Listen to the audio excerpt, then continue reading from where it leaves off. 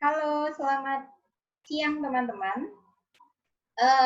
Kali ini pertemuan psikologi abnormalnya agak berbeda dengan dari biasanya, karena kalau biasanya kita mengadakan kelasnya melalui aplikasi Zoom Cloud, nah kali ini agak berbeda karena teman-teman nanti kita tidak akan bertatap muka lewat Zoom Cloud, tapi teman-teman nanti akan menyaksikan video ajar ini gitu. Nah, untuk pertemuan ini, materi pertemuan ke-13 ini kita membahas tentang neurocognitive disorder atau gangguan neurokognitif gitu lah.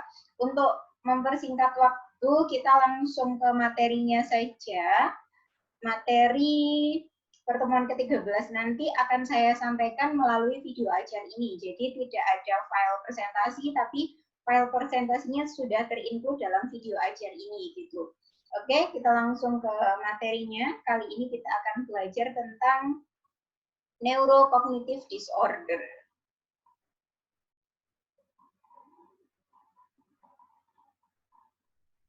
Ini. Hari ini pertemuan ke 13 tanggal 29 April 2020, pembahasan kita tentang neurocognitive disorder, dan hari ini untuk deadline tugasnya, untuk deadline tugas pertemuan ke-13 adalah di bagian akhir pada video ini nanti akan ada evaluasi belajar dan teman-teman harus mensubmit jawaban di dalam evaluasi belajar itu. Evaluasi belajarnya nanti dalam bentuk Google Form. Nanti pada akhir video akan saya jelaskan lebih detail terkait dengan evaluasi belajarnya ini. Nah, evaluasi belajarnya ini terkait dengan pemahaman teman-teman dari materi-materi yang nanti akan kita bahas gitu. Jadi tetap teman-teman tetap berusaha memahami dan menganalisa materi ini. Oke, langsung saja, materi pertama yakni terkait dengan neurocognitive disorder. Kalau teman-teman mendengar istilah ini, neurocognitive itu pasti yang terlintas di benak teman-teman apa? Yang terlintas adalah ini permasalahan apa? Syaraf kan? Nah, memang benar sekali. Jadi neurocognitive disorder adalah sebuah gangguan yang ini ada hubungannya dengan neurologi atau sistem saraf gitu. Sistem saraf yang ini berhubungan dengan kemampuan kognitif juga gitu. Jadi pada dasarnya neurocognitive disorder atau gangguan neurokognitif merupakan sekelompok kondisi yang sering menyebabkan gangguan fungsi mental atau kognitif. Jadi gangguan fungsi mental atau kognitif ini. Nah, kalau di dalam PPDGJ, kalau teman-teman membaca yang versi bahasa Indonesia, di dalam PPDGJ gangguan ini dinamakan gangguan sindrom otak organik atau gangguan mental organik. Gangguan mental organik teman-teman bisa membacanya di PPDGJ halaman 22 gitu. Tapi untuk pertemuan ini kita akan menggunakan pedomannya di DSM-5. Jadi teman-teman bisa mempelajari lebih dalam, membaca lebih lengkapnya ada di selain di PPDGJ halaman 22, teman-teman juga bisa membaca tentang neurocognitive disorder ini di PPDGJ juga, tapi untuk yang di SM5 halaman 309 sampai dengan 317 gitu. Jadi untuk spesifikasi dan pengkategorian gangguan ini, teman-teman punya tugasnya yakni membaca PPDGJ halaman 22 sampai 33, halaman 22 sampai 33 dan juga halaman 309 sampai 317 itu nanti pengkategoriannya ada di sana. Nah, selanjutnya neurocognitive disorder ini kebanyakan mayoritas yang menderita itu adalah orang-orang yang usianya sudah lanjut atau lanjut usia gitu. Tapi bukan menjadi hal yang tidak mungkin gangguan neurocognitive disorder ini juga dialami oleh orang-orang yang lebih muda, oleh orang-orang yang masuknya pada usia dewasa. Jadi bukan tidak mungkin hanya bukan tidak mungkin orang muda juga bisa mengalami ini gitu. Jadi gangguan neurocognitive disorder ini meliputi apa sih? Bentuk perilaku, gejala perilaku yang umum itu apa sih? Nah, orang yang mengalami neurocognitive disorder, mereka akan mengalami masalah dalam memorinya, ingatannya, entah itu memori jangka pendek atau entah itu memori jangka panjangnya. Kemudian, orang yang mengalami gangguan neurokognitif, mereka akan mengalami perubahan perilaku. Nah, perubahan perilaku ini bukan lebih ke peningkatan, tetapi ke degenerasi atau penurunan. Ada degeneration-nya. Terus habis itu orang yang mengalami neurocognitive disorder ini juga mereka kemungkinan mengalami kesulitan bahasa karena mau tidak mau bagian dari otak ada juga yang mengatur bahasanya juga. Kemudian ketika mereka mengalami gangguan mental, terus perubahan perilaku, penurunan kualitas perilaku dan kemampuan bahasa, otomatis kehidupan sehari-harinya juga terganggu gitu. Nah, ini adalah klasifikasi dari neurocognitive disorder yang berdasarkan DSM-5. Teman-teman bisa baca di halaman di PPDGJ halaman 309 sampai 317. Jadi, secara singkat saya akan menampilkan saja klasifikasi dari neurocognitive disorder itu apa saja sih? Yang pertama adalah delirium, itu termasuk neurocognitive disorder. Kemudian yang kedua ada major and mild neurocognitive disorder. Jadi pada dasarnya neurocognitive disorder kalau berdasarkan DSM-5 ini dibedakan menjadi 3 jenis gangguan besar. Ada delirium, ada major and mild neurocognitive disorder, dan yang terakhir adalah unspecified, gitu. Unspecified neurocognitive disorder. Jadi ada tiga klasifikasi, delirium, major and mild neurocognitive disorder, sama unspecified neurocognitive disorder. Nah, untuk major and mild neurocognitive disorder ini dipecah lagi menjadi beberapa jenis gitu.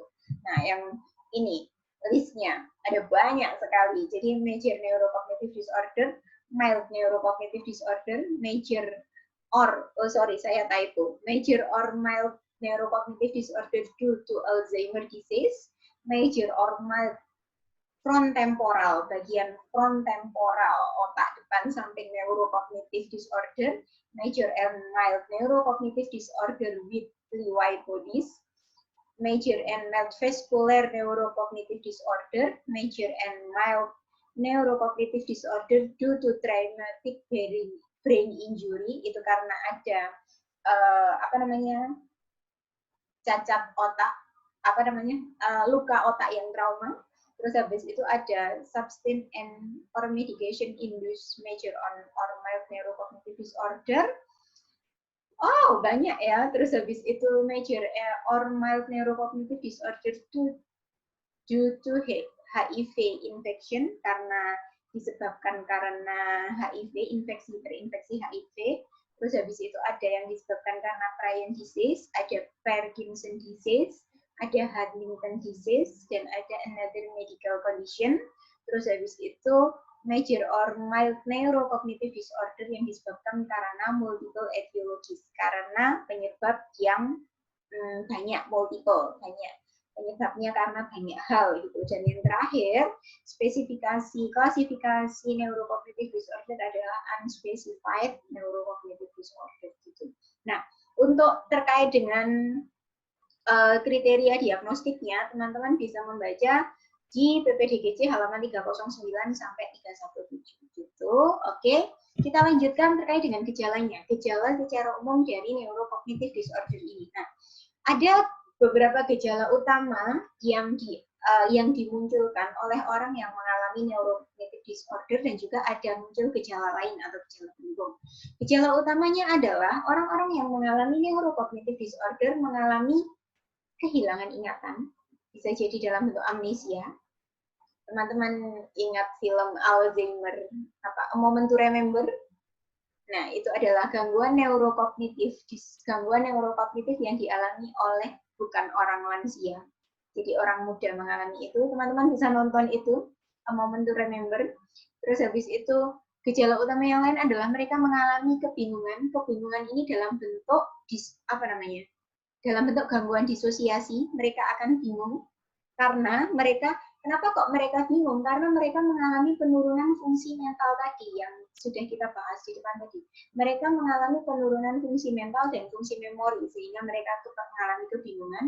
Dan otomatis ketika mereka hilang ingatan, mengalami kebingungan karena ada penurunan fungsi mental, dia akan muncul kegelisahan atau anxiety-nya akan meningkat gitu.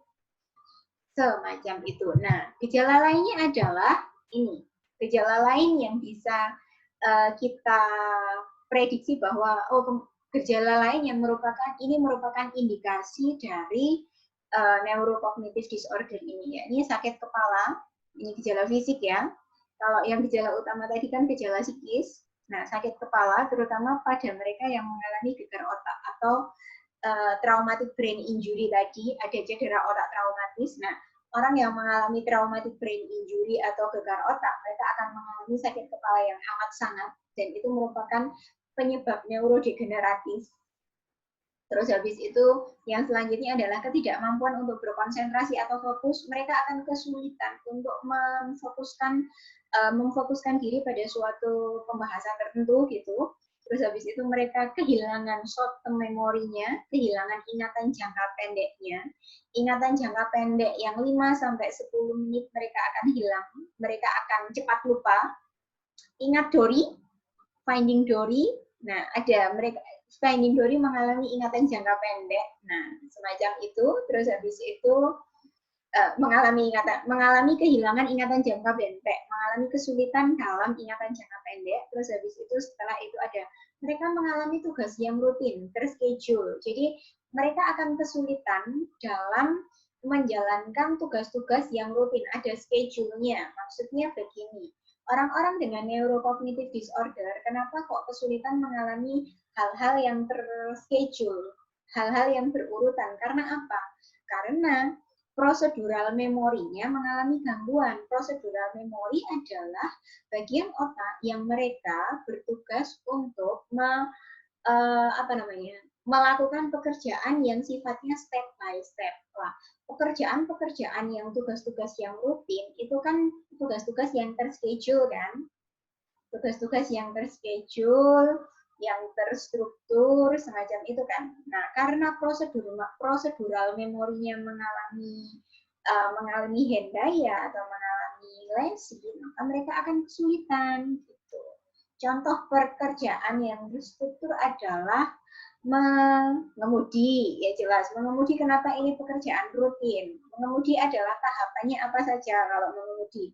Ambil kunci, terus habis itu masukkan kunci ke kunci kontak ke lubang kunci, kemudian putar kuncinya, hidupkan mesinnya. Nah, ada step by step-nya kan. Nah, pekerjaan ini itu akan susah bagi orang-orang yang mengalami neurocognitive disorder ini gitu.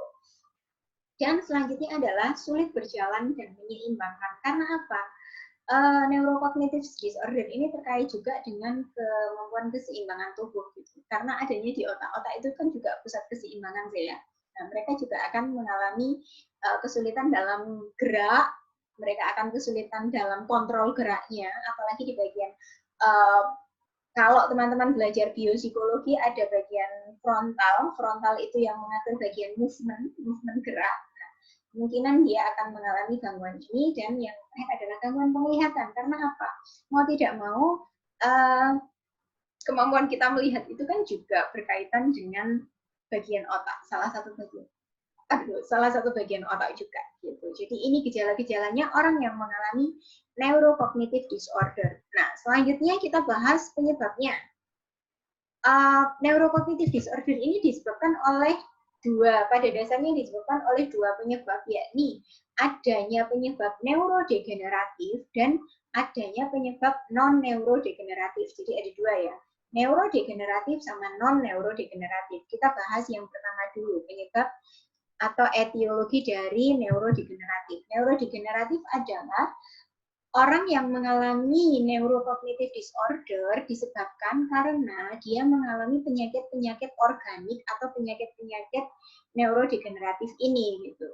Penyakit-penyakit neurodegeneratif itu apa saja sih? Ini. Jadi Alzheimer itu penyakit degeneratif, Parkinson, Huntington, demensia, sama multiple sclerosis. Huntington ini adalah penyakit yang hampir mirip Parkinson. Jadi mereka kontrol geraknya, mereka kesulitan dalam mengontrol gerak. Kalau multiple sclerosis ini terkait dengan kemampuan fungsi penglihatan juga. Gitu. Jadi yang mana penyakit ini akan semakin semakin parah kalau usianya bertambah tua gitu, atau kalau usianya sudah menginjak usia lanjut, ini akan menjadi semakin parah juga gitu. Nah, terus yang kedua adalah penyebab non-neurodegeneratif. Nah, penyebab non-neurodegeneratif ini adalah penyebab-penyebab yang bukan disebabkan karena alasan-alasan penyakit medis gitu, tetapi adalah alasan-alasan yang ini tiba-tiba ada kecelakaan gitu, kecelakaan yang mengakibatkan adanya getar otak, adanya trauma brain injury atau cedera otak traumatis, adanya penyakit stroke yang karena penyumbatan darah, adanya meningitis, adanya radang otak, adanya keracunan darah, adanya penyalahgunaan alkohol, terus kekurangan mikronutrien tubuh, kekurangan vitamin, dan kekurangan mineral, itu adalah penyebab-penyebab non-degeneratif. Nah, kalau kita lihat dari penyebab neurodegeneratif dan non-neurodegeneratif ini, kita jadi bukannya tidak, tadi waktu di awal kita, bukannya tidak mungkin penyakit neurokognitif ini bisa dialami oleh orang yang belum lansia. Karena apa? Karena ada penyebab non-neurodegeneratif ini. Kan kemungkinan sekali kita kecelakaan, jangan sampai. Kemungkinan terburuk kalau misalnya ada seorang yang mengalami kecelakaan gitu ya, kecelakaan terus akhirnya mengalami gegar otak atau mengalami traumatic brain injury, akhirnya kan penurunan fungsi kognitifnya kan menjadi terjadi pada saat itu, padahal sebenarnya dia bisa menjadi lebih optimal gitu teman-teman. Nah, selanjutnya etika aplikasi dalam pencegahan gangguan ini. Nah, bisa nggak sih gangguan neurokognitif ini dicegah gitu?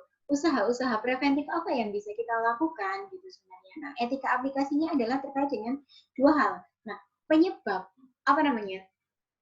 penyakit neurokognitif atau gangguan neurokognitif ini kalau disebabkan karena etiologi neurodegeneratif itu tidak bisa dicegah memang, dan semakin bertambah parah seiring bertambahnya usia. Semakin tua, penurunan neurokognitifnya semakin parah gitu. Jadi kalau gangguan neurokognitif yang disebabkan karena penyebab atau etiologi neurodegeneratif itu memang tidak bisa dicegah. Dan itu akan semakin memburuk seiring kamu bertambah usianya. Tetapi untuk yang penyebab non-degeneratif, itu kita bisa cegah dengan apa? Kalau misalnya kita kekurangan mikronutrien dalam tubuh, kita bisa memenuhi mikronutrien dalam tubuh dengan apa? Dengan menerapkan pola hidup sehat. Gitu. Jadi, atau kalau misalnya gangguan neurokognitif ini disebabkan karena penggunaan alkohol yang berlebih, nah kita bisa mengurangi penggunaan alkohol gitu. Atau kalau misalnya gangguan neurokognitif ini disebabkan karena stroke, masih muda kok sudah stroke. Nah, kita bisa melakukan terapi yang nanti akan kita bahas. Terapi apa yang bisa kita lakukan terkait dengan gangguan ini gitu. Jadi itu usaha preventif yang bisa kita lakukan untuk mencegah kita mengalami gangguan ini. Karena apa? Karena kita mumpung masih muda, jalani pola hidup sehat dan jauhi alkohol supaya itu tidak membuat kita mengalami gangguan ini gitu. Karena apa? Karena dan gangguan ini pun juga semakin lama semakin mengancam usia gitu. Saya punya teman usianya 40 tahun dan sekarang sudah mengalami Alzheimer. Dan setiap bulan sekali dia sudah harus kontrol ke dokter syaraf terkait dengan penyakit itu. Dan baru 40 tahun loh usianya. Jadi mau tidak mau, mari kita penuhi mikronutrien tubuh kita, sehingga paling tidak kita sudah punya usaha untuk menangkal penyakit ini. Pada nggak mau kan kena penyakit, kena gangguan neurokognitif kan? Gitu. Selanjutnya etika aplikasi terkait diagnosanya. Diagnosa gangguan. Kalau tadi kita terkait dengan pencegahan, kita sekarang bahas etika aplikasi terkait dengan diagnosa gangguan neurokognitif ini. Nah, gangguan neurokognitif ini memang bukan disebabkan karena penyebab mental, jadi bukan disebabkan karena ada gangguan mental sehingga menimbulkan gangguan neurokognitif, tapi karena penyebab yang tadi, neurodegeneratif dan non-neurodegeneratif tadi. Gitu. Nah, tetapi gejala-gejala yang ditunjukkan gangguan ini itu mirip dengan gejala-gejala gangguan mental. Misalnya ada schizofrenia, depresi, dan psikosis. Karena apa? Mereka mengalami kebingungan, mereka mengalami gangguan memori jangka panjang dan jangka pendek, semacam itu. Nah, untuk mendiagnosanya, untuk memastikan bahwa ini diagnosanya tepat pada gangguan neurokognitif, kita bisa melakukan pemeriksaan ini. Kita bisa melakukan pemeriksaan cranial CT scan, jadi tes